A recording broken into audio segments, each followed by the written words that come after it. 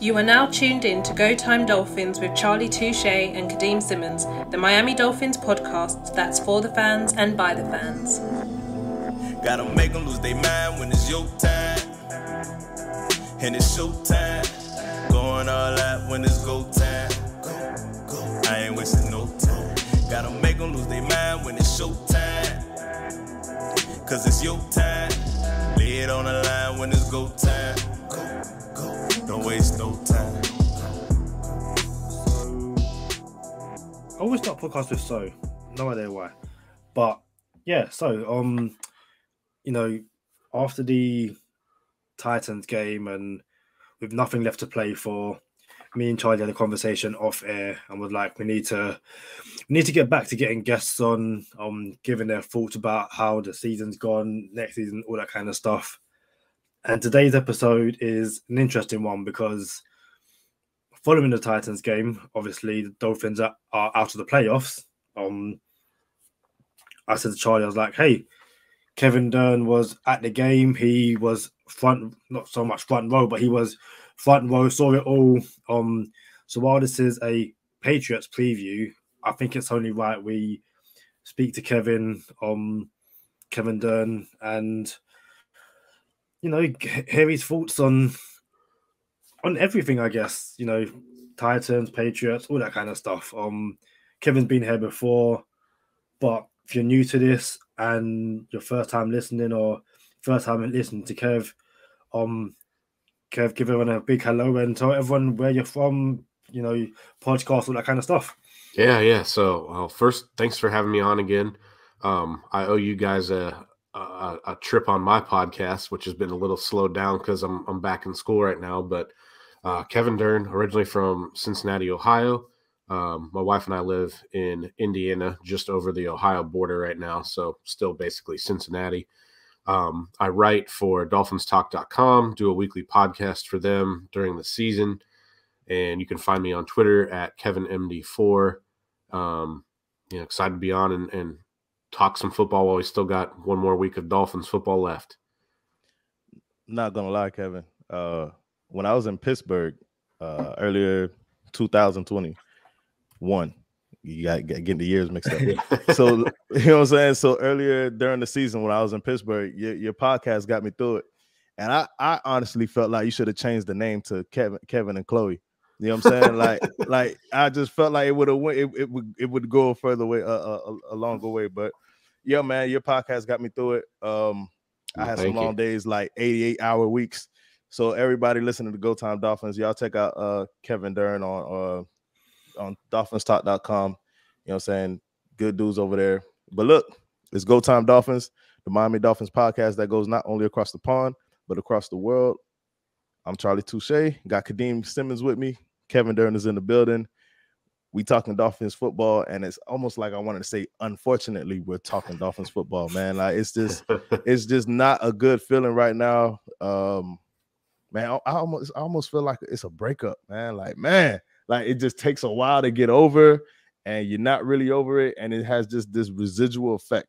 And bro, so you were at the game, Kevin, and I wanted to say this because yourself, Josh, and Aaron, and once we took the loss, Josh and Aaron Kasker from Same Old Dolphin Show, by the way. So when we took this L, I did something that I don't usually do. I appreciate the Miami Dolphin podcast out there. I really do. And no one has enough time in a day to go around and listen to every single podcast that you can. You have what me and Kadeem came up with this podcast. We knew we'd have some pretty good content. It'll be fun. And we didn't know we would make friends in the podcast world. You know what I'm saying? And not only just friends, but people who have quality content as well. You know what I'm saying? I'm pretty sure had we stopped and thought for a second, we probably would have, oh yeah, you're gonna come across some people. But we never could imagine that, this dude is dope. This person is dope. That person is dope. So when you go to, ain't enough time in a day, right? So when you listen to the podcast and the finality of the game, knowing that we're not in the playoffs no more, I was like, you know what? It's a hot button topic. Let me check out a couple podcasts. And I said something on the review, the Titans review, that I heard in every single podcast that I listened to, and it was basically, how can you trust this organization to get it right moving forward, regardless of who the quarterback is, right? So, and there's a division in the fan base. There is give Tua a chance division, and Tua's had his chance division. You know what I'm saying? Like, it's this. There's no other gray area. It's black and white. It's either Tua is it or Tua is not it, right? And when I heard everybody, and I said it myself, I'm like, bro, you trust this front office to bring in Aaron Rodgers and build around him the right way? What? And I'm gonna hand over to you, Kevin. But how is it that maybe I should just hand over to you now? But how do you feel about it, man? Like, you know what I'm saying? Tell us your thoughts. Let us know what you think, bro. Yeah, well, I guess I'll back up a little bit first, because you talked about how you guys have made friends, you know, through podcasting and stuff. I'll just say this, like, shout out to Dolphins fans everywhere. My wife and I went down to the game, and we kind of booked our hotel last minute. So, like, we couldn't find anything like in downtown Nashville, New Year's Eve weekend. I get it. So we stayed kind of on the outskirts, and the hotel we were at had like a shuttle that would drop you off about a mile from the stadium in downtown Nashville. There's a little footbridge. You can walk across the river, walk right there. It's perfect. I mean, I'm not kidding. We must have seen 30 to 40 Dolphins fans just that morning, like eating breakfast at the hotel. Like, this place was packed. We went out for a little bit Saturday night, maybe went to like 2 music venues. I think every musician on stage acknowledged, like, oh, hey, there's people from Miami. There's Dolphins fans in the building, because there were just that many people. So for me, that was really cool to see. And like, when we got our seats, we had 2 Dolphins fans immediately to our left. We had like 5 or 6 sitting right behind us. So we had like a nice little Dolphins crew right there, which was pretty cool. As far as like the organization as a whole, like, when my wife and I left the game, she was just like, Kevin, what did you think? What did you think about Tua? And I was just like, look, can we just not talk till we get back to the car? And long story short, the hotel shuttle didn't run that morning, so we had to drive to downtown Nashville. It's a solid 20, 30-minute walk to the stadium from where we parked our car. Right. We didn't talk the entire time. Like, I just didn't know what to feel, didn't know what to say. And yeah, it kind of does feel like a breakup in a sense. Like, I mean, about the only thing I can trust is, like, yes, Brian Flores can coach defense. What else do they really have? What have they done right? Like, I guess this past year's draft class with Waddle and Phillips and Holland, you know, is a good building block. But you think about the entire time Steve Ross has been the owner. So he's been the full-time owner, since 2009, I think. Mm-hmm. 1 playoff appearance in that whole time. I think they've only had a couple winning seasons that whole time period, like 2016 and last year, possibly this year. I mean, I don't know if it's him. I don't know if it's the people that he surrounds himself with, but it kind of just seems like no matter who the GM is, no matter who the head coach is, nobody's ever on the same page. Like, the Titans kind of clearly found out with Ryan Tannehill, you can make a running game, you know, lean on that. We saw it for a little bit in 2016 with Jay Ajayi, but like, you had 2 offensive-minded coaches in Philbin and Gase with Tannehill. Neither of them could figure that out. Brian Flores is a defensive guy, special teams guy by background. You know, clearly we haven't quite figured out offense yet. I think we've seen glimpses of it last year and this year, but nothing you'd really want to hang your hat on going forward. So in that sense, I agree. And it's almost just like, above anything else, I don't like if Steve Ross decides to blow it up, I trust him the least out of anyone to make like the head coaching decision right. Like, hold on, Kev. Let me ask you this, because this would have come up later on in the podcast, but since you're on it right now, I'll just ask you right now. And we had one of our friends of the podcast. I mean, I don't even want to call him a friend of the podcast. Sherrod Steve, he's a resident on the podcast, and I'm gonna ask you a similar question that I asked him. Do you feel like Ross has some of the blame in the past? Basically, we'll call it 5 years. We don't got to go through how long he's been here, but do you think he has some of the blame falls on him? Because that's all over Dolphin Twitter too. Like, oh, this starts with Ross. It's his fault. Where do you fall with it? Like, Ross has to take some blame, or how do you feel about it? Yeah, I think partially because look at when they opened the new practice facility right before the season. I can't remember the exact quote, but didn't he say something like, I expect a Super Bowl winner here sooner rather than later? Well, like he basically backed himself into a corner right there. Like, if the season went really bad, say they went 1-7 and never had that 7-game winning streak to kind of fight back into it. Let's say that they have only won like 2 or 3 games at this point. You're probably not bringing back Flores, but like, what head coach are you going to get that's going to be willing to come in here and have like Super Bowl aspirations from the owner in year 1 or year 2? Like he just said that publicly. Now he's going to change his mind again just because, one bad season. So I feel like he's kind of, I don't know if Chris Greer will stay or go, but I feel like Brian Flores has got to be the head coach for better or worse, at least next season, I would think, just based on that comment. Now, personally, I'm a huge fan of Flores. I really like how he coaches the team. I think he manages games well. Are there areas he needs to improve? Absolutely. But like when your owner makes comments like that and, whatever process he's been through that's led him to guys like Philbin and Gase who just pretty clearly weren't good leaders above all else, I think he's got to carry some of that blame. So I'm gonna bring Kadeem in here, and it looks like we just turned this episode into a State of the Dolphins episode, which is cool because I kind of want Kadeem's opinion on this as well. Here's my thing. A lot of people say this, and there's no other way to say it. If you're an owner and you just look, I hired you, and you. Y'all need to do your jobs, and I'm gonna sit back and let you do your job. Or you can be the Jerry Jones guy, and there aren't too many of these guys in the NFL where they want to be a part of the process, right? So they have their say in a little bit of it, not too much. Like Jerry Jones is an outlier. He used to do this thing. It used to be his way, and that's it. So I don't think Ross. Now, I don't know where Ross is right now with it, but when he handed it over to Greer, it sounded like, hey, everything runs through Greer. Greer's picking up his coach.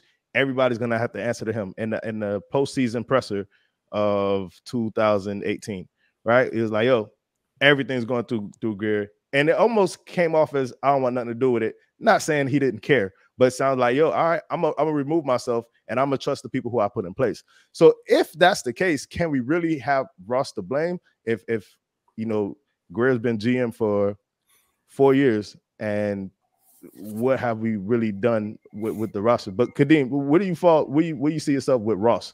Do you think Ross gets some of this blame, or any of the blame, or no blame at all, or all of it? It's weird because when you asked Sherrod Steve that we was off air talking about something completely different, and it kind of came about in the sense of I place some of the blame on Stephen Ross. I don't think you can't, if that makes sense. And I get it. It's if he's chosen Chris Greer, who then chosen Brian Flores and all that kind of stuff, and he's taken a step back and said, okay, I'm going to let you guys, run my team.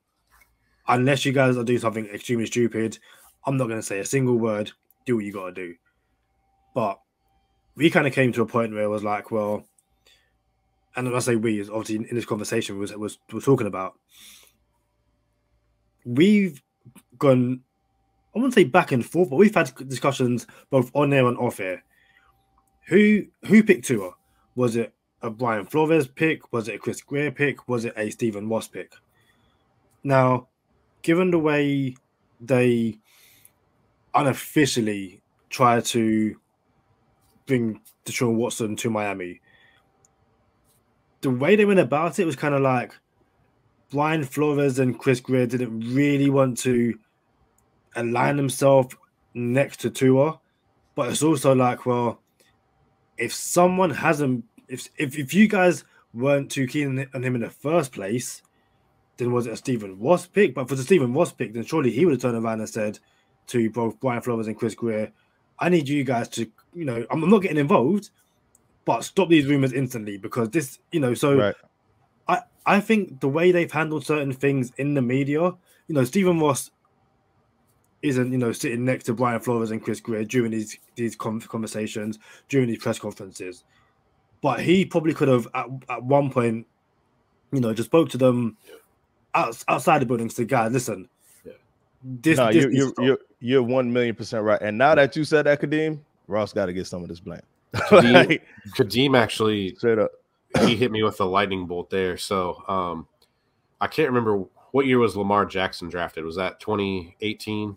It was 18 with the Gesicki draft. That was Gase last year. And yeah, I think if I remember right, I think it was Barry Jackson came out with an article like after Gase had gotten fired that basically said like Stephen Ross had tried to suggest that they take Lamar Jackson in the first round, right? Well, to me, I mean, that kind of tells me like, okay, yeah, he may be a hands-off owner, but there's certain times where he's putting his finger on the scale. Nothing against Lamar Jackson. I think he's a great player, but like, do we think Lamar Jackson with an Adam Gase offense and coaching staff would be the same as he is? Everybody, every fan wants to say, "Oh, we should have drafted Jackson." Now, look, Jackson went into the perfect situation, either with Daboll or what's the OC now? Greg Roman. Right. Either or would have worked out. So, bro, it would have been like Adam Gase and Lamar Jackson would have been like pizza and ice cream. It's not gonna work, bro. Pizza on ice cream. You know what I'm saying? But go ahead, Kevin. Yeah, so I mean, just that incident right there, like I kind of get the sense that maybe sometimes Stephen Ross, he's certainly not Jerry Jones where he's trying to run everything every day. Like it's not his day job. But like I feel like he, at least just based on what we know from what's been reported and stuff by the media, it feels like he kind of puts his finger on the scale at like the most inopportune bad moments. And then, if something goes his way afterwards, he comes out in hindsight to slight, former employees who weren't, who are no longer with the team. How do we know like his finger isn't on the scale that made them turn in the card that said Tua, I mean, because to me, at least from what we know, which, we're all fans, we're outsiders, we're not in the building. Chris Greer to me seems more like a consensus builder rather than like, hey, we're taking this guy no matter what. Like there's no Vontae Mack card, from the Draft Day movie. So like if he's just sitting there trying to build a consensus, who's to say that, like Ross and Greer both voted for Tua and Flores voted for Herbert? Well, Steve Ross's vote probably carries more weight since he's signing the checks, Yeah. So I feel like in that sense, like we don't know what we don't know. And because of that, I feel like it's fair to at least give Steve Ross part of the blame. I mean, there's so much parity in the NFL, like almost by statistical probability, you should have at least made the playoffs by now more than once, Feel me? Very, very quickly, and I said this on the last episode, and it's I think nearly every single episode or every other episode we shout out that's the Same Old Dolphins show because it's the Dolphins. Oh, that's those Same Old Dolphins. The Dolphins won 10 games last year and missed the playoffs, by one game, and the following season the NFL throws in an extra game and an extra wildcard spot. And the chances are the Dolphins could miss out again. And that's the same old Dolphins. Only the Dolphins can get an extra game and still miss out by one game. So, it's at this point, the way they've built it and how close they have got to the playoffs, then, Stephen Ross should have assembled a front office and a roster which was capable of reaching the playoffs. And not just by one game. We're talking, with 2-3 games left, Playoffs are done. Secure. I gotta stop you though. He could assemble the staff, but not the roster. That's why he has Chris Greer. So now that would fall on Chris Greer. Like, yo, Greer, what's going? I say, and this is where I'm saying, like, this is exactly where it falls on Greer's head. Now, I'm gonna tell you where I'm at, and I'm gonna ask both of y'all. I don't think we should move on from Greer right now, and I don't think we move on from Flores right now either. When it's time to move on from one of them, I think they should both go at the same time. But listen, you can't be the GM for 3 seasons and not bring in any wide receivers except for William Fuller. And this year we just got Jalen Waddle. And 3 seasons and your O-line is still ranked 32nd overall. 3 seasons. You can't even get like the 25, bro, in 3 seasons. You know what I'm saying? Something. Give me something. So that's on Greer, in my opinion. and I'm gonna give it to you. We'll go to you first then, Kadeem. What do you think we should do as a franchise, state of the franchise right now? Do you want to keep Flores, keep Greer, keep Tua? Are we moving on from one of them? Are we moving on for all of them? What do you think we should do? You know what I'm saying? I think we should keep all 3. What I disagreed with. Okay, so I agree and I disagree. Chris Greer hasn't built an offensive line, but it's not through a lack of trying. I think we get to a situation where it's like the Dolphins haven't, spent or haven't, invested any pieces into the offensive line, and that's just not true. Friend of the podcast, Austin Jackson, is a 1st-round pick. Friend of the podcast, Robert Hunt, is a 2nd-round pick. Lee Meikenberg is a 2nd-round pick. Solomon Kinley in his rookie season was a hit, and he was a 4th-round pick. And Michael Dieter, to be fair to him, hasn't been awful. You probably want to upgrade on him. So hold on, let me finish. So they've invested of the 5 pieces that played in Tennessee, 3 of them are taken in the top 2 rounds, which is where you want to be, building an offensive line. You don't want to be doing it in the 6th and 7th round. That's just stupid. You take plays in the first 2 rounds. The problem is these guys, as of recording, aren't panning out outside of Robert Hunt. So Chris Greer has tried to build it. It don't matter that he tried, Kadeem. Like, because you try to do something, like, so that how many tries do you get though? Like, yeah, he missed. Someone else didn't miss. This falls on him. And I get that. But it's like it falls on him because it's failed.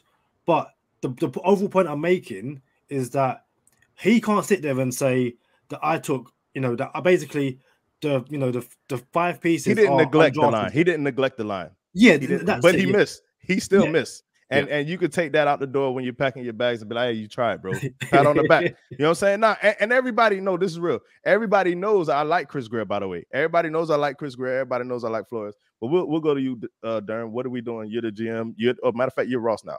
You know what I'm saying? let us know what we're doing. Yeah. Well, I mean, I think we all know Stephen Ross doesn't like bad PR. And I think just because of what he said before this past season, he's almost basically got to keep them all, right? I think if he gets rid of anybody, it would be Chris Greer, simply because he's failed at putting together the O-line. But like Kadeem hit it on the head, he's tried. It's just unfortunate that the best lineman he's picked, came because he had the gas mask video come out on draft night. Like I say it all the time, bro. Yeah. So, I mean, I guess really the one avenue that Chris Greer hasn't tried, wholeheartedly, in my opinion, is signing big-time free agent offensive linemen. And I guess that's really kind of like, okay, this is the prize behind door number 3. Like, we got to see what it is now. I think you give both Greer and Flores and Tua next season. And if they're not getting you at least to the playoffs, all 3 of them go in 2023. I think stepping out of Stephen Ross's shoes, like, I think if he's going to do anything, I think Chris Ross kind of becomes the fall guy. Like Chris Greer. Or yeah, sorry, Chris Greer. How did I say Chris Ross, man? Ross. Chris Greer. Because like I talked about it on my own podcast. Like, is Aaron Rodgers really going to come to Miami if he's not going to have like control over personnel? He doesn't have saying things. That doesn't seem like a very Brian Flores thing to give a player. And he's from the West Coast. I think he goes out there if he leaves Green Bay. Russell Wilson has been tied to the Giants all over the place. So it's basically, to me, it's like it's Deshaun Watson or nobody, I guess, unless maybe the Falcons do something with Matt Ryan. But, what connection do we have to him other than he and Flores both went to Boston College? Is that worth it? So, man, it's a tough call. And clearly, if they are interested in Watson, they want the legal issues to be done with. But even if those do get resolved in some way, shape, or form, the NFL can still suspend him just for, bad conduct. What does that look like? Do the Dolphins do the very Dolphin-y thing and, we're going to keep Tua, even though we just traded for Deshaun Watson, he's going to be the caretaker. That's always been kind of the Stephen Ross move. Remember when he was pursuing Jim Harbaugh and still hadn't fired Sperano, then he had to give Sperano an extension only to fire him the next year. Yeah. I feel like we're in that, I feel like time's a flat circle with Steve Ross. And I feel like we're about to see it play out at quarterback this offseason. All right. Here's what I think.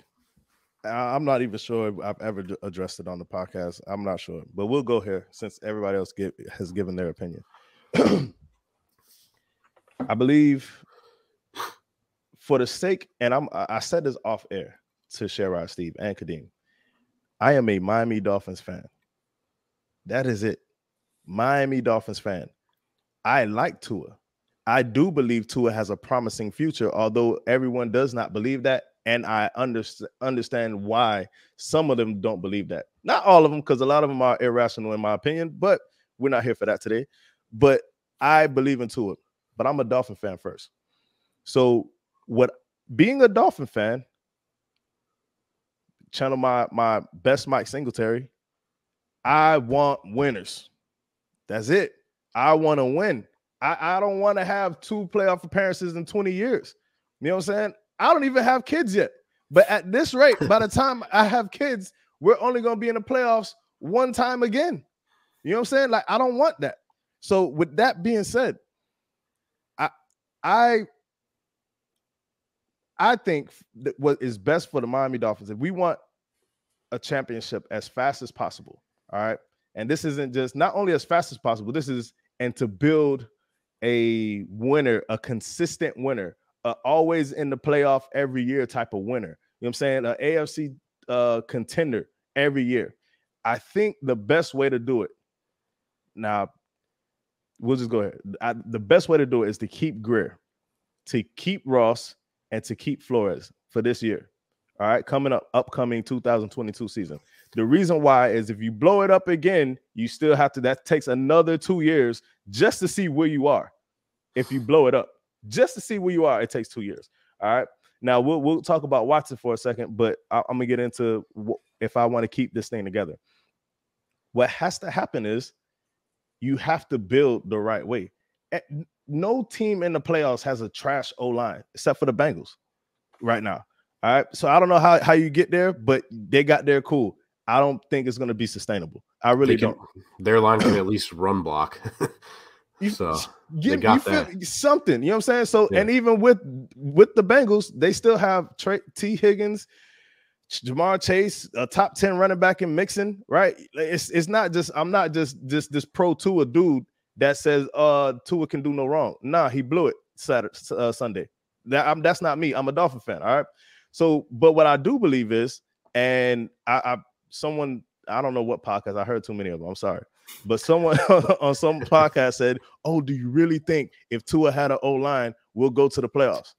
Yes, I do. Not only do I believe it, look, if we're one game out the playoffs now, and we were one game out the playoffs 2 years ago, if we improve the O-line, the running game gets better. All right. So if we get the O-line fixed, yes, we're going to the playoffs. Now, if we just fix the O-line, we're going to the playoffs. If you fix the O-line and bring in a disgruntled Calvin Ridley in Atlanta, he's talked about as being on the fringe now. Yo, if you bring in a Calvin Ridley and you fix the O-line, I'm elated. You know what I'm saying? If you happen to bring in a running back as well, how are you not an AFC contender now? That's just my opinion. That's what I think we should do. Now, if we go to Watson, I'm gonna go to you, Kadeem, because now I'll let you say what you're about to say, and then you could carry on the Watson conversation. If you go to Watson, in my belief, I agree with you, Kevin Dern, 1,000,000%. I don't think we have any shot at Aaron Rodgers. I don't think we have any shot at Russell Wilson. So the next best available quarterback is Deshaun Watson. If you go to Watson, the mechanics of breaking it down, and I won't even get into it, so I'm gonna let Kadeem say whatever he was gonna say. We'll get to Watson, I guess, when we go back around the horn. If the mechanics of breaking it down are a little different, and I think it becomes more urgent if you go to Watson now. But Kadeem, what were you about to say? Well, in the preseason, and in the offseason, before the draft, before free agency, and everyone saw what this Miami Dolphins defense, how they finished the season. And okay, Tua stuttered in that Bills game, but he was like, okay, you can see that there's a quarterback there. You could see why they took him 5th overall. You could see why the Dolphins allegedly were in love with him. The consensus, not just by Miami fans, but across NFL media in general, was that if the Dolphins improve the offensive line and give Tua some weapons and a running back, which is why everyone said draft Najee Harris at 18, the Dolphins were contenders, AFC contenders, sneaky Super Bowl contenders. And that was literally, if the defense regresses slightly, but the offense jumps up and kind of meets them kind of halfway, sorted. Like the Dolphins are going to be an absolute problem. Tua's going to be amazing. Brian Flores, that was the consensus around the entire NFL and, Miami fans. Tua didn't get the offensive line additions that we thought he was going to get. Yes, he got Liam Eichenberg, who in the pre-draft process was a late first-round talent. But even when we took him, it was like absolute home run hit. Well done. Perfect. Nah, I didn't believe that. I didn't believe that. But you didn't believe that. But yeah, all right, go ahead. I just want that clear. Go ahead. But then it's like they gave him Jalen Waddle and Will Fuller, and people were a bit like, probably should have got a running back as well. However, you have, Mike Gesicki, Devontae Parker, when healthy, Will Fuller, and Jalen Waddle. If those 4 guys could stay fit and the offensive line improves and Tua took that jump, you are amazing, because Javon Holland, excellent pick. Jalen Phillips, excellent pick. You still got Xavier Howard and Brandon Jones. All that happened. And Byron and Brandon. Yeah, but exactly. Yeah, apologies. Yeah. And what ended up happening was, for the first 8 weeks of the season, the defense was awful, the offense was awful, Brissett was in, Tua was out. The defense basically got back to what it was last year, and the offense didn't really do much. So you get the situation once again where the Dolphins are essentially 1 game out of the playoffs, and that's because the offense is still bad. So again, going into next season, if you keep this same nucleus together, but you actually fix the offensive line, get a run game, and give Tua more than 1 weapon, you have to assume the Dolphins are at the very least, make the playoffs. That's the very least. So I think that's why, for me, it's you keep these guys together. You spent the last 2 years building this defense. You have to go all in on the offensive line and the wide receiver. To me, that's the offseason plan. Last year it was hashtag weapons for Tua, targets for Tua. That has to be the same again this season. What do you think, Kevin? Kevin, I need unfiltered Kevin, bro. I don't want you to agree with us, bro. If you don't agree, I need to. Hey, man, I think you guys should get drug tested, and we need to go get Deshaun Watson, and this is why. I need unfiltered Kevin Dern. So I'm gonna piggyback off of what Kadeem just said, and I can tie it back into Deshaun Watson for you. I won't take credit for this point. I was listening to the 3 yards per carry podcast on my way to work today. Chris Kaufman made this point. He's like, if you look at the Dolphins season this year, okay, if we had Tua for the Raiders game, good reason to stand Miami probably wins that, right?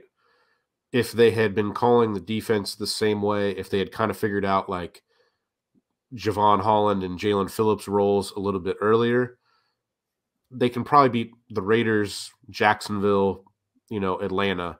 Say you win 2 or 3 of those games. If you win 3 of those games, right now you're the number 1 seed in the playoffs. But how good are they really? Because Buffalo smoked us twice. Tennessee smoked us. Like, is it kind of that fool's gold thing? And Chris's point was much basically what Kadeem just said. If you keep that core together and if you get a better offensive line, now whether or not we trust them to get that during this offseason, that's another debate. But hypothetically, if we get the better offensive line, you get actual running backs, because let's face it, the 2 most talented guys were guys they picked up, off the street in the last month and a half. Yeah. Mid-season. If you get a better running back, a better offensive line, I think Tua needs to improve a heck of a lot. And I'll tie into that in a second. Like, I think you have enough cap spaces and enough resources to hopefully get that right finally this offseason to where you're a good enough team. If you do make a trade for Deshaun Watson, you're probably going to give up multiple picks. So even if it doesn't work out, you've already handicapped the next coaching staff and GM that come in. You have to factor in Deshaun Watson's contract. So that probably eats up your ability to build that offensive line. So as good as Deshaun Watson is, and I think he's probably a top 5 quarterback, legal issues aside and all that, how does it fit in the overall picture? Now, like, as far as Sunday with Tua, I mean, he was all kinds of bad. Like, people talk about pass protection. He had it Sunday, basically for the first 3 quarters when it was still a game, other than the one play where Jesse Davis got blown by Harold Landry. Outside of that, there wasn't much pressure. And the few times he did get pressured, I mean, he missed layup throws. The one to Mac Hollins, he needed a first baseman's mitt to catch that one. Are you talking about the one that skipped? He skipped it to him? Yeah, that one. And then the play where he kind of got flushed by Jeffrey Simmons and he tried to throw it back across his body to Isaiah Ford. I think he threw it at Ford's feet. He had 25 yards up the sideline, and he could have coasted for 25 yards just if he ran. I mean, just his decision-making was horrible. Sometimes his mechanics go to shit. Like, he leans away from pressure that isn't there. That's called seeing ghosts. Yeah. He's seeing ghosts. His footwork was sloppy. He's overthrowing guys.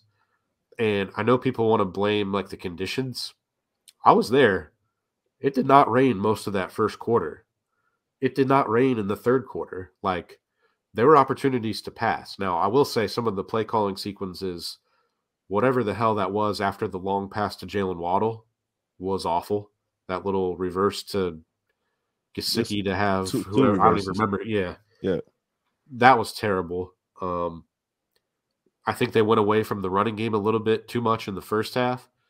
They only had, I think, 1 possession in the third quarter. So I think by that time, score, time remaining, kind of dictated a little more than they should have let it.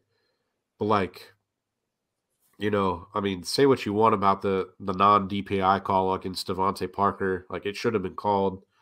That whole sequence after Tua hit that ball to Waddle was awful, and it's just that was the game right there. Like, you weren't going to score twice on Tennessee in 1 quarter. And, it's a shame that Tua he picked a bad day to have a really bad day. Hey, it's funny. Yeah. You said that on Twitter? Yeah.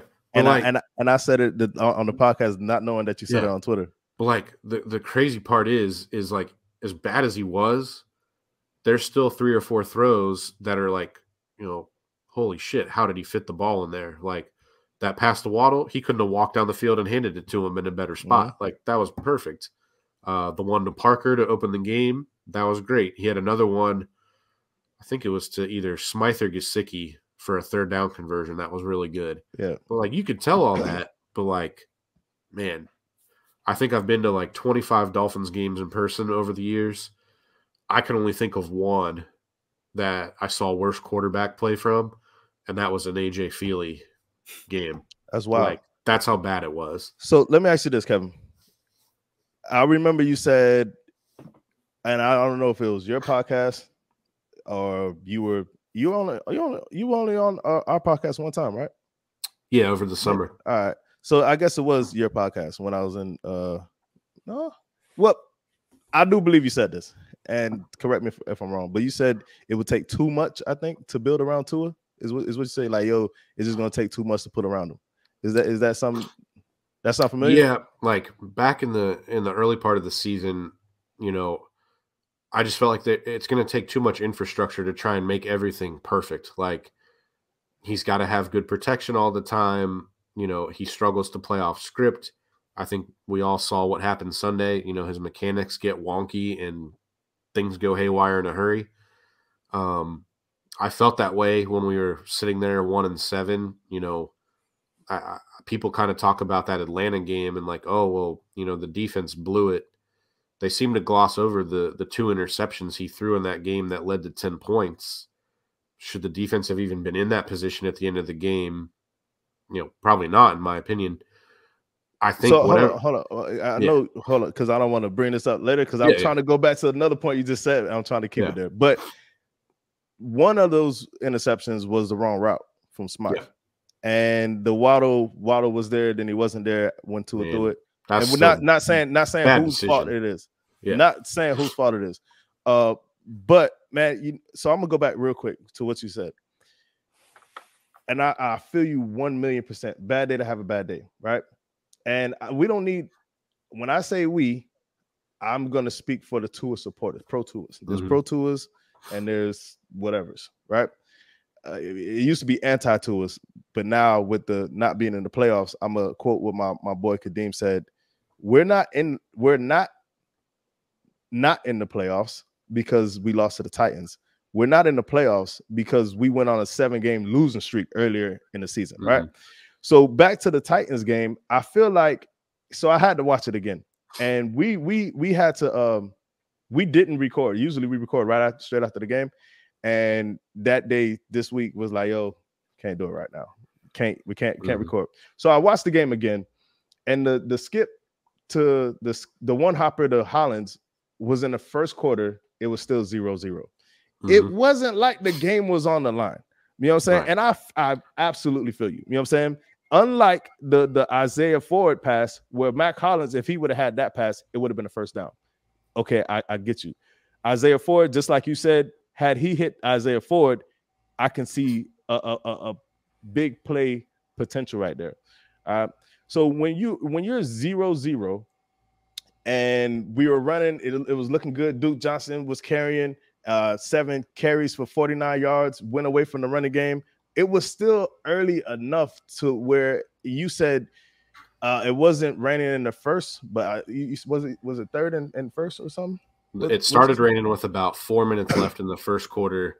At the very end of the third quarter, there was like a sprinkle. That was it. The fourth quarter, it started up again. So what really hurt us was that fumble inside our own red zone, and it turned into 3 points, and we were down 10-0 early.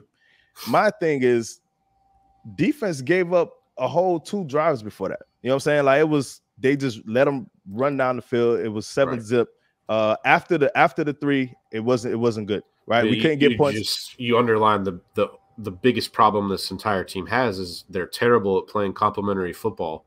Like, if Tua doesn't one-hop that pass, maybe they get to play with the lead, because they held Tennessee 3 and out on, I think, their first 3 possessions. I wouldn't be able to say that because it was like first 4 possessions were nullified from each other. So we had 2 possessions, they had 2 possessions. So there's no telling. And I told Kadeem, it's like a UFC fight. Anybody could win this, right? Yeah. So our defense gave earlier, probably no help to our punter. You know what I'm saying? Oh, yeah. It's a team game. So, and they don't play complementary football, because when Tua one hops that pass, they got a punt. Pilardi has a terrible punt. So every time the Titans got the ball, even though they were punting, they were still flipping the field. So I mean, I'll give credit to Brett Kern, the Titans punter. Yeah, he had an awesome game. I think he had 3 punts inside the 10, 2 inside the 5. He was great. I mean, we already have a limited offense. Now you got to play from out deep like that. So hit me up. And that's not a knock against Tua. That's a knock against the entire offensive thing. And I think the bigger point to the infrastructure is I think Tua can be a really good quarterback. I do. But, I mean, do we trust Brian Flores to be able to hire the right guy to come in and coach Tua to get him to that point? So it's a whole spider web of things. Yeah. All right. And going back, I guess my thing, sorry to cut you no, off. you're good. You're good. Let's say, just hypothetically, let's say Tua was in New Orleans. Mm-hmm. Behind that offensive line in that system, they've just played with a quarterback who's got similar traits in Drew Brees. Yep. I mean, I think Tua's first 2 years look a whole lot different, you know. Bro. Do we get that with Brian Flores? Maybe. Here's my thing. That's the best we can get. This is the hand we're dealt, though. Yeah. Every franchise without a franchise quarterback desires to have a rookie contract at the quarterback position.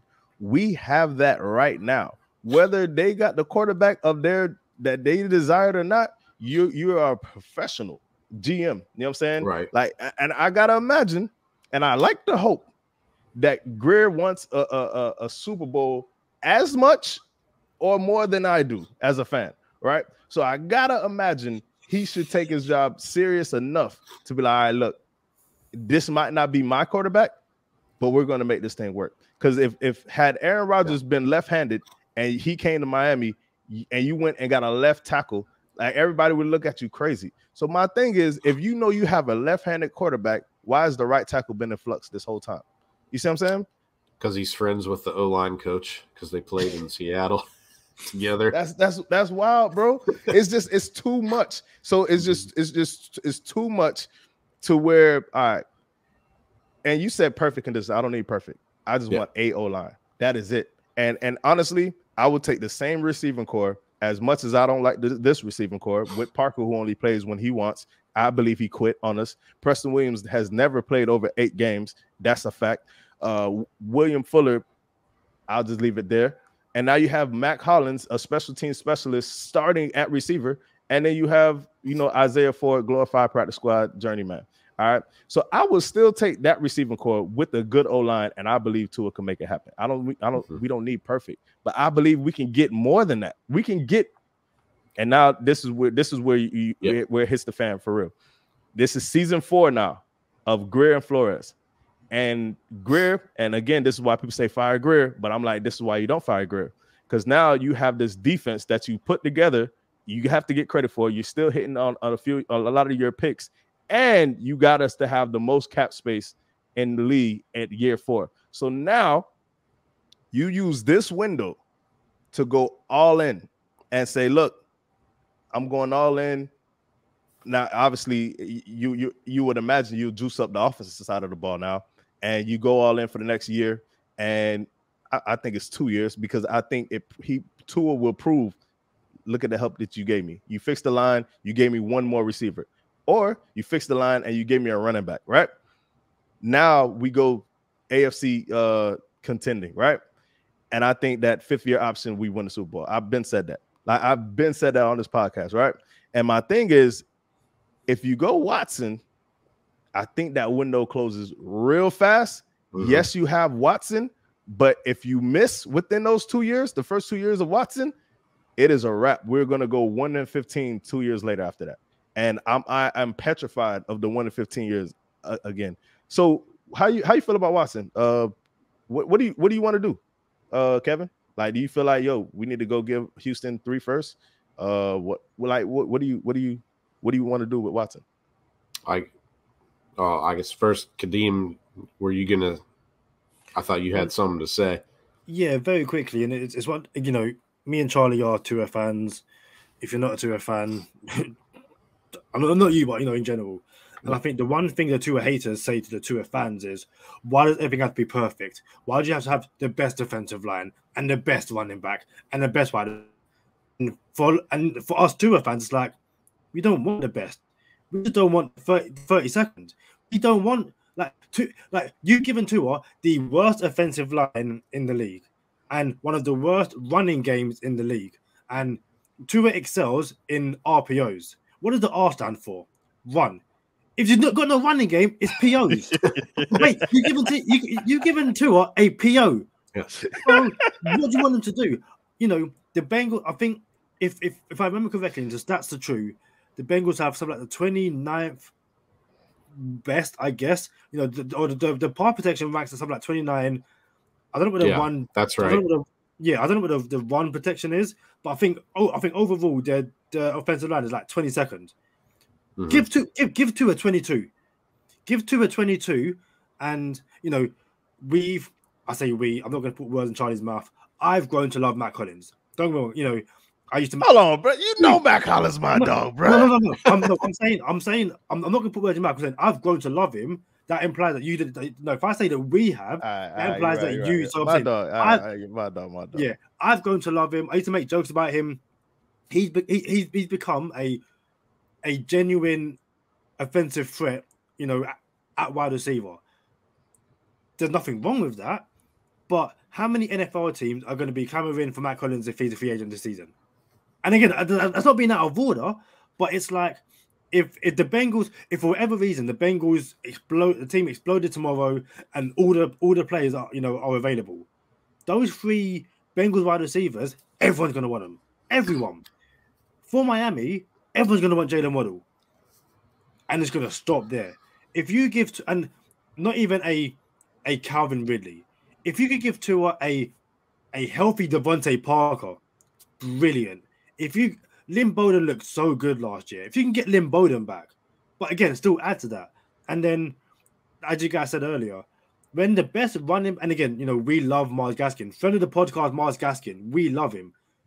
When the best 2 running backs at the end of the season are guys you picked up mid-season, that's a worry. So I'm not going to sit here and say draft Najee Harris, but you know, let's try and find a Jonathan Taylor in the second round, a Dalvin Cook. If you can go into next season with Tua and the 22nd best offensive line, 2 genuine wide receivers, and a middle of the road running back. I'm not going to give you a Joe Mixon. I'm going to give you a middle of the road running back where teams have to respect your run game. This offense is going to cook. If you give Tua that and he stinks out the place and he has games like the Titans over and over again, get him out. Yeah, I walk him to the door. I've got Tua jerseys. I've got a Tua Funko Pop. I love Tua. I don't know if you can see. I've got a Tua poster on my wall. If Tua fails next year with all of that, I will be the first guy on the Tua train where I am the conductor, the train driver. I hand out I'm on the snack cart. I'll be the guy to say, you know what, Tua, I love you, but get off my train. Like, so that's all I ask for. Just not a buns offense. Yeah. Well, I guess first I'm going to make a quick story about the jersey since Kadeem brought it up. So I haven't bought a Dolphins jersey, I think, since 2009 or 10. So I bought a Pat Surtain jersey. Nick Saban traded him the next year. I bought a Jason Taylor jersey. That's when he went to Washington when Bill Parcells showed up. And then I bought a Jake Long jersey, and he got hurt the next year. So I was finally going to break down before 2019. And I literally had like a throwback Laramie Tunsil, like one of the $300 jerseys saved in my cart. And my wife goes, what if he gets traded? And like 2 weeks later, it happened. So like, I don't think I can ever buy a jersey again. I know you got something to say, Kadeem. Yeah. So I've just had terrible luck.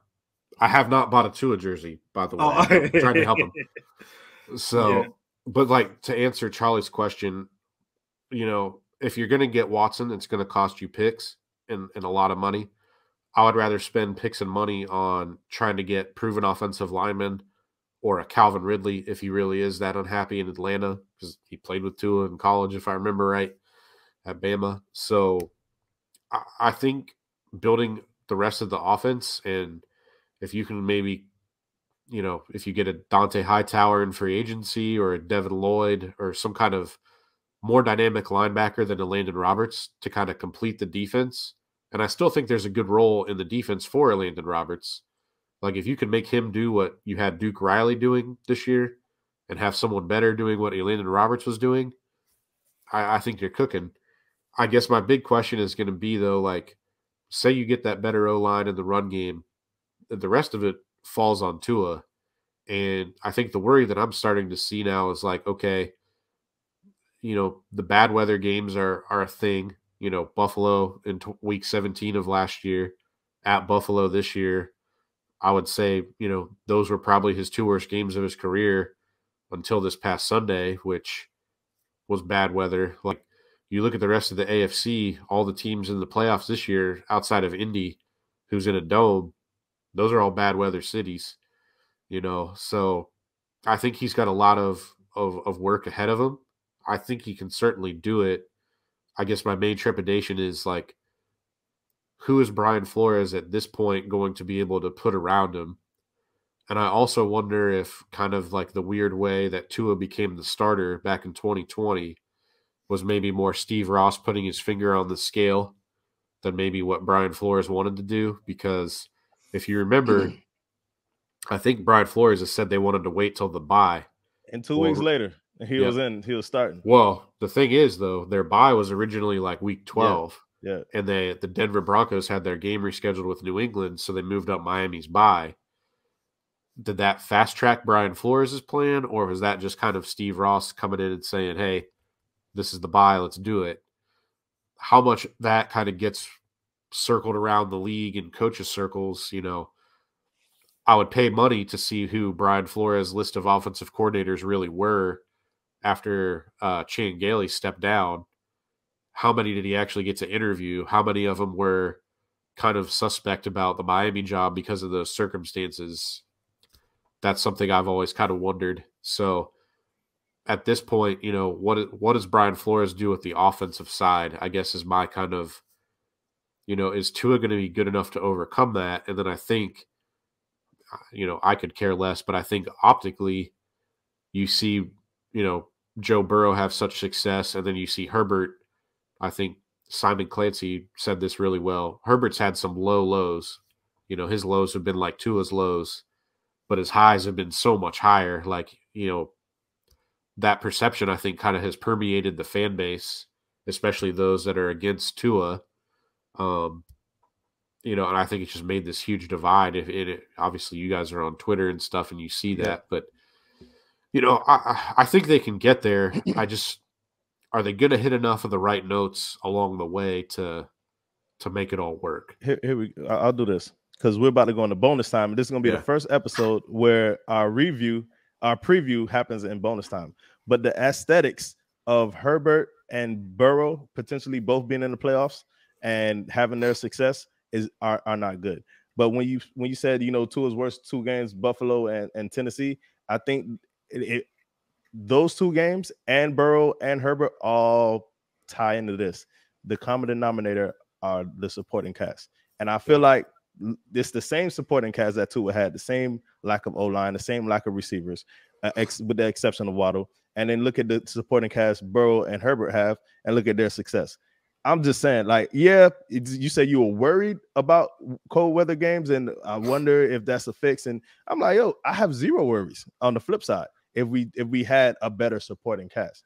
I agree. My worries would be lessened if we had better cast. Yeah. So we're about to get into bonus time. Hey, stick with us, Kevin Dern. Everybody else come into bonus time, bro. We're gonna preview the Patriots game, and Kadeem's gonna tell Kevin Dern how many jerseys he has of people that no longer play for the Dolphins. But listen, hey Kevin, before we go into bonus time, tell everybody where they can find you again.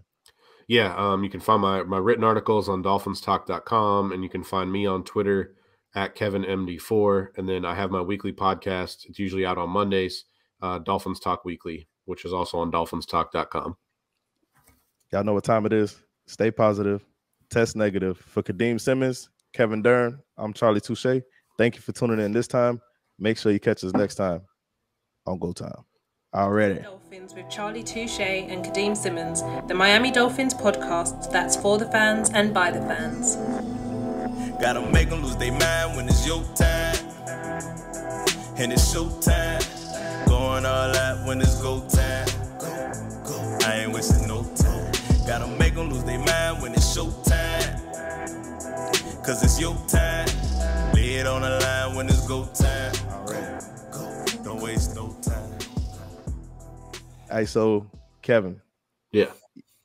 Kadeem, we have a running theme on this podcast. Kadeem is not allowed to buy jerseys. and he went against the family, Fredo, and he went and got a Javon Holland jersey. I see it behind him. And Javon Holland said, "Hey, Kadeem got my jersey. I gotta switch my number."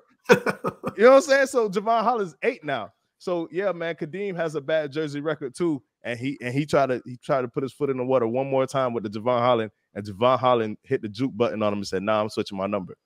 So both of you guys, man, like I appreciate you for realizing maybe it's not in the Dolphins' best interest to not buy a jersey, but Kadeem hasn't really gotten it, and I'm disappointed in my co-host.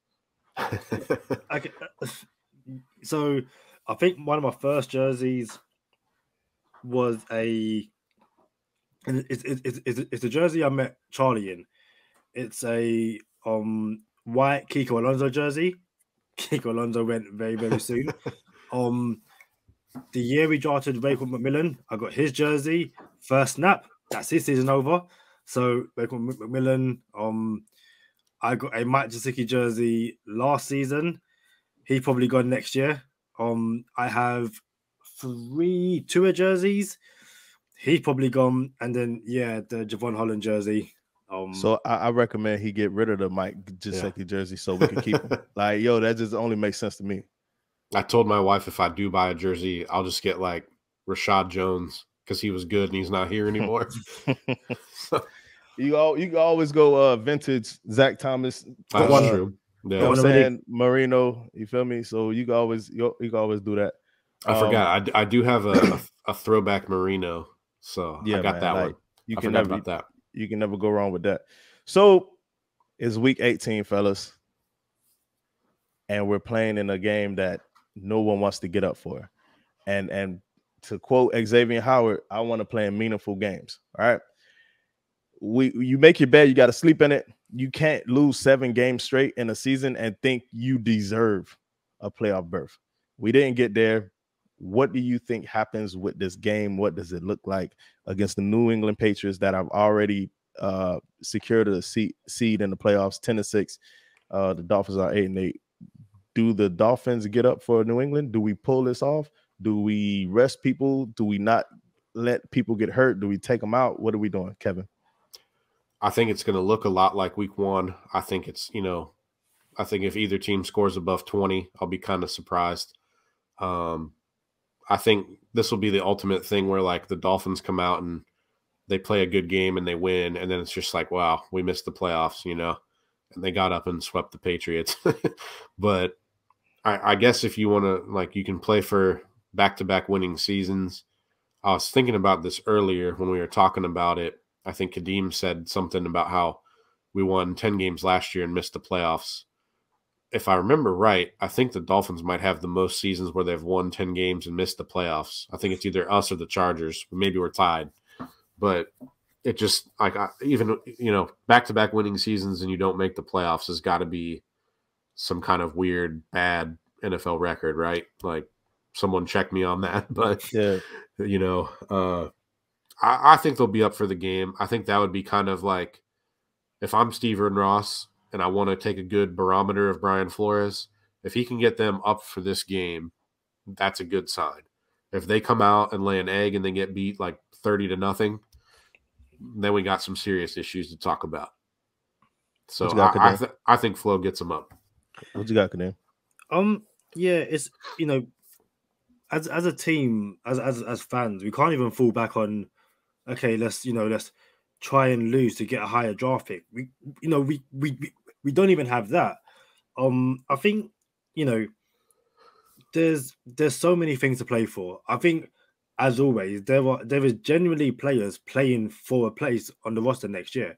You know, guys like Emmanuel Ogba and Mike Gesicki, their contracts are up, you know, in the offseason. They will want to make sure that I say they will want to make sure, assuming they want to stay in Miami next year and beyond, they will want to, you know, then go out and say, okay, this is why you should keep, you know, there's a bunch of guys who contract run out in the offseason. I think Matt Collins is one of them. You know, I know Duke Johnson said that he wants to stay in Miami. It's home for him. He's going to want to have a good game. I'm sure Philip Lindsay's going to.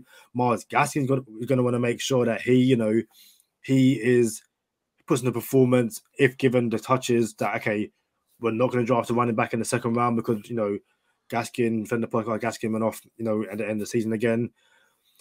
This offensive line, outside of Robert Hunt, let's be honest, every single one is playing for a place. And in the nicest way possible, the only one who isn't going to be, I say isn't going to be here. Jesse Davis is the only one. I don't care if he has the best game of his career. Dude, you've had your time, off you go. And that's me being harsh, but I've seen enough of Jesse Davis to make sure that one game isn't going to change it. You know, Jalen Waddle is playing to basically 3 or 4 more catches. I think Christian Wilkins is some. I think he can set the most tackles by a defensive lineman in the NFL. If he gets something like 8 tackles, I need to double check that, but he's got something to play for. He's another one. His contract runs out very, very soon. As you said, obviously, I know I'm kind of going on. I'll wrap up in a bit. Brian Flores, you assume he's going to be around next season, but again, he's going to want to make sure that back-to-back winning seasons, just miss the playoffs by 1 game, let me do X, Y, and Z. I will guarantee success next year. The biggest game is obviously going to be Tua. Tua, you both said it, you know, on here, on social media. Tua chose a bad time to have a bad game. The one thing he can't do is, again, when I feel like there's going to be extra scrutiny on every single pass. He's up against Mac Jones, who's just taken the Patriots 10-6. Everyone's going to want to see, okay, Tua, what can you do? If Tua has an amazing game, is it going to turn everyone back on his side? No, of course not. But, you know, Sheva Steve came on the last episode and said, what good games does Tua have in his locker? People talk about the Cardinals game, and then there's other moments of other games. Tua needs a complete game, a complete 4 quarters where he basically shows up. Because again, if he doesn't show up on Sunday, the entire offseason is going to be when are Miami going to officially make that trade for Watson. I guarantee every single Miami Dolphins beat writer and NFL journalist, the moment the game finishes, they're pressing publish on Miami are going to get Watson. No matter what happens, they're going to click publish on that article. They already started. Yeah, they already started, bro. The only thing Tua can do is make sure that there's at least a paragraph which says, but Tua finished strongly. That's the only thing Tua can do. Make sure that there's a paragraph saying that Tua looked good and show glimpses of what he can do, as opposed to Tua wet the bed, stunk out the place, and he basically guaranteed the Dolphins move on from next season. That was a very long answer, but yeah. It's crazy to me because I genuinely believe, and I think the biggest Dolphin fan, and excuse me, if you follow the Dolphins and you have football acumen, you know what I'm saying? Like, your acumen is on point. I would love to sit here and have someone tell me that Tua is not the best quarterback we've had since Marino. Hey, y'all got the at. We can do it. We could have a whole episode and we could go back and forth in good spirits. You know what I'm saying? Nobody's taking shots at nobody's head, but I believe Tua is the best quarterback we've had since Marino. I don't know if that's saying much at all anyway, though, but I do believe that. That being said, the man had half a season last year and he only lost 4 games this year. All right. The game he blew it was the Titans. Super blew it. I'm just saying, you lose 4 games in one season. Like, come on, right? What are we doing with no supporting cast? But to answer the question, I believe the Dolphins get up for the Patriots. Tua hasn't lost against Belichick yet. That's another feather in the cap. He won't lose on Sunday. And if I'm Tua, I'm like, yo, I don't care anymore. Y'all send me to Washington, send me to Cleveland, send me to, I said all these cold weather teams on purpose, but send me to New Orleans. so I could be successful without y'all and show y'all what happened, and like, oh, you should have moved on from me. And you know, I know this was a very quick preview for the Patriots, but I'm gonna say this, like I said to Sherrod, Steve, and Kadeem, you're funny because I don't know what was on air and what was off air, but you're good at it. Maybe because you do the edit work and you probably have to listen to it a couple times.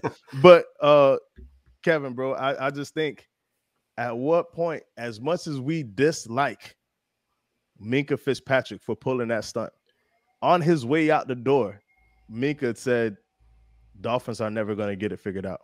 You know what I'm saying? And the Steelers were a bad team that year. And everybody's like, yo, the Steelers are trash. That's why we took their first round pick, because we thought it was going to be a top 5. And Minkah said, but they're going to get it figured out. Dolphins are never going to get it figured out. They're like a trash franchise. And I'm sitting here like Will Smith from the Fresh Prince on the last episode. Like, hey, all of a sudden, I'm not as mad as Minkah no more. I'm really not. If you treat your franchise quarterback the way they treated Tua with the moonlighting of Watson and not putting pieces around them. Yes, they tried to build the O-line, but they were unsuccessful. I'm like, yo, if I'm Tua, I'm like, cool. Whatever y'all want to do, that's what y'all want to do. But that's where I'm at, man. That's all I got, bro. Kevin, quickly, your thoughts on the Patriots game? Yeah, like I said, I think Flores needs to get a win. I think that would go a long way with ensuring he's still the coach. I think he probably would be anyway, but, you know, solidify that. I'd love to see Tua have a good game and get a win. I just the way both defenses play, I think it's going to be low scoring, like 2017, 17-14, something like it was week 1. I just think that's how it'll play out. Doesn't mean Tua has a bad game. I just playing within the flow of the game. But be nice to see them get a winning season 2 years in a row, and hopefully that means they keep all the pieces and try and build around it instead of hitting the button and blowing it all up. Yeah. Also, we can't blow it up, bro. I don't have the next 3 years of my life to see what I don't, bro. I can't do it, bro. We can't blow it up. Yeah, we can't do this podcast and get beat every single week. Like it's from, but it's funny. Kevin, when you said that you nearly bought that Lammy Tunsil jersey, I was a big Minkah fan. Like, dude, love the dude, and I was so close to buying these jerseys. I was literally going to get like one of the elite jerseys because, like, he's my guy. He's a rookie, going to be here for the next 10 years. I'm going to make sure I get like an elite jersey. And the only thing that stopped me was payday. That's the only thing that stopped me. And before I got paid, he got traded, and I was like, okay, yeah, that was a close one. So, yeah, you know, I guess I got it right on Minkah, and I tried to, you know, get it back with Jasicki and Tua, and guys, I'm sorry. I apologize. Hey, Kevin, we appreciate you coming through, man. Yeah, thanks, guys. I needed this. It was good to kind of have a therapy session for myself to talk about Sunday. So thanks for having me on, guys. I appreciate it. We reached out to you. We know we could probably do this off air, but we reached out.